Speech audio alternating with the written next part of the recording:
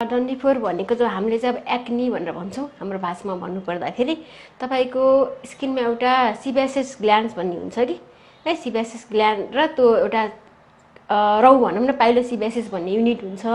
त्यो युनिट नै एउटा सुन्निनु नै डन्डीफोर हो। अब यसको धेरै कारणहरू छ है, हामी सबैसँग पाइलो सिबेसियस युनिट सबैसँग हुन्छ, तर सबैलाई डन्डीफोर आउँदैन।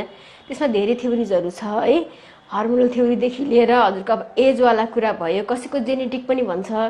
यसले गर्दाखेरि अब अलिकति एज भइसकेपछि हाम्रो हर्मोनल चेन्जेसहरू हुने भएर डन्डीफोरहरू आउन सक्छ। डन्डीफोर आइहाल्यो भने चाहिँ चलाउने र निचोर्ने काम चाहिँ गर्नै हुँदैन। यसले तपाईँलाई भविष्यमा त्यहाँ स्कार पनि बस्छ, त्यस्तो गऱ्यो भने प्लस दाग बस्न सक्छ।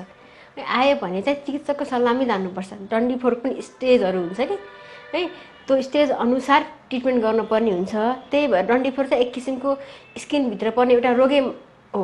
त्यही भएर चिकित्सकको सल्लाह चाहेर सल्लाहअनुसार अघि औषध लाउनु पर्ने हुन्छ। त्यसमा कहिलेकाहीँ हामीले लगाउने मात्रै औषध दिन्छौँ, कहिलेकाहीँ धेरै छ भने चाहिँ स्टेज हेरेर खाने औषधि पनि दिन मिल्छ। डन्डीफोर आएको बेलामा उपचार गर्दा निको हुन्छ, तर चिकित्सकको सल्लाहअनुसार गर्नु पर्यो। बिचमा छोड्यो भने कहिलेकाहीँ फेरि फर्केर आउनु पनि सक्छ। र सामान्यतया चाहिँ घरमै आफूले गर्न सक्ने कुरा भनेको रेगुलर फेसवास गर्ने, अनि त्यसपछि हजुरको अलिकति कपालमा तेलहरू कम प्रयोग गर्ने, अलिकति धुलो धुवाबाट बस्ने। अहिले चाहिँ रिसर्चमा भनेअनुसार चाहिँ धेरै गुलियो भएको कुराहरू मेनली चाहिँ डेरी प्रोडक्ट्स र अनि हजुरको गुलियो हाई ग्लाइसेमिक इन्डेक्स भन्छ कि गुलियो बढी भएको कुराहरू कम खायो भने चाहिँ अलिकति फाइदा हुन्छ भनेर देखाइएको छ।